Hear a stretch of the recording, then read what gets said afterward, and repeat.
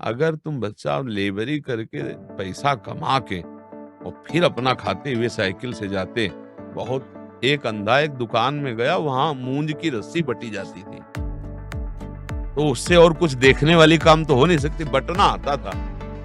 तो कहा कि 1 रुपया 1 हाथ रस्सी। सुबह से शुरू किया, वो उधर भैंस का पड़ा लगा था और वो मूंज की थी, वो जितना सकिलाता वो चबाता जाता। जब शाम हुई, वो जितना हाथ में था उतना ही था, पूरी रस्सी चबा गया, पड़ा, कुछ नहीं मिला। कुछ ऐसा ही होता है बच्चा, अंधा बटे और पड़ा चबाए, एक कहावत है।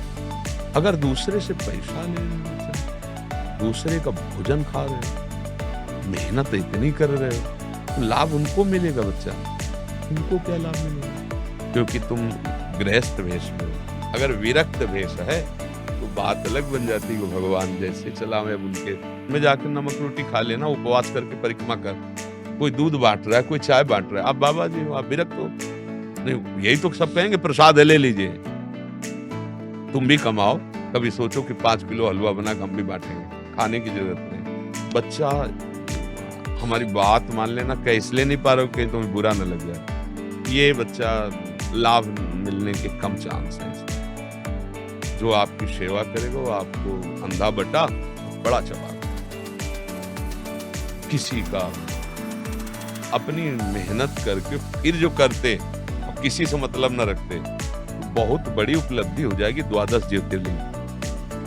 अब बचाए दान करने की बात, तो इस वेश में थोड़ा कम मार्ग है ना, प्रवृत्ति और निवृत्ति मार्ग। जैसे गृहस्थ आप जन हो, किसी आश्रम में जाओ, भोजन मिल जाए, तो आप चाहे 50 रुपया दो, वहां दे चुका, फ्री भोजन मत लो, फ्री सेवा मत लो, तो आप आए हो पुण्य प्राप्त करने के लिए, आपको प्राप्त हो जाएगा।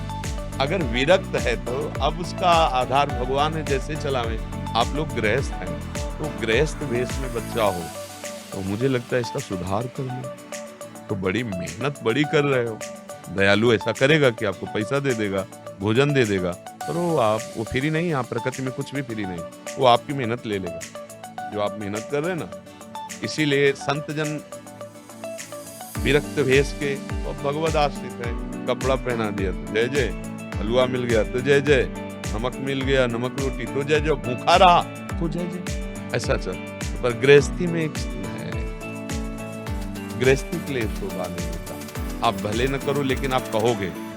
ऐसे क्यों तुम्हें कोई भोजन देगा? आप पहले कहोगे, मैं 12 ज्योतिर्लिंग साइकिल से यात्रा कर रहा हूँ, मेरी कोई व्यवस्था नहीं है, तो भगवान करते हैं वही कर देते हैं। अब ये बात सुनकर सबको लगेगा कि थोड़ा अर्थ व्यवस्था, थोड़ा भोजन व्यवस्था, वो आपको सब जो सब जा रहा है, आपके जेब का धन, जो ये मेहनत है ना, ये जा रहा है। समस्त गृहस्थों से प्रार्थना है, कहीं भी आप तीर्थयाटन में जाएं, किसी का आए नहीं। अगर आप पाते हैं तो उसका अनुपात देख लीजिए कि इतना आप कहीं खरीदेंगे तो कितने का मिलेगा। अगर आप भरपूर वहां सेवा लेते हैं, मुझे आए थे सुकृत करने, वो आपके सुकृत और जो पुराने भी थे, वो वहां, यही बहुत होश की बातें होती है। सत्संग से यही पता चलता है।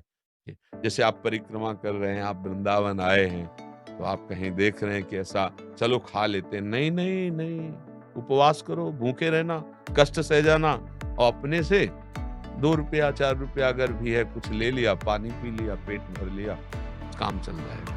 हमें दूसरे का नहीं, मेहनत करके पाना है गृहस्थ धर्म में। यही तो गलतियां हो जाती, तभी लाभ नहीं मिलता कि हम गए थे तीर्थयाटन करने, पर अशांति है। अरे कैसे? भगवत मार्ग में चलने वाले को एक नियम है, प्रवृत्ति मार्ग और निवृत्ति मार्ग। ये बच्चा आपकी प्रवृत्ति के विपरीत मार्ग की चेष्टाएं हो रही, किसी से अर्थ लेना, किसी से धन लेना। अब आप देख लीजिए और आप सुधार कीजिए। तो मेहनत बहुत कर रहे हो यार, पर आप गृहस्थ मार्ग से चल रहे, इसलिए सावधान। तो राधे राधे मित्रों, आजकल किसी भी तीज त्योहार पर रोड में चलते हुए कहीं से कहीं आप जा रहे आ रहे, और रास्ते में आप लोगों ने देखा होगा कि जगह जगह भंडारे होते हैं। तो महाराज जी का कहना है कि आप वहाँ भंडारे में ना खाएं, और कहीं यात्रा में जा रहे हैं, तीर्थ यात्रा करने जा रहे हैं, दार्शनिक स्थल जा रहे हैं, वहाँ पर निःशुल्क भोजन की व्यवस्था होती है।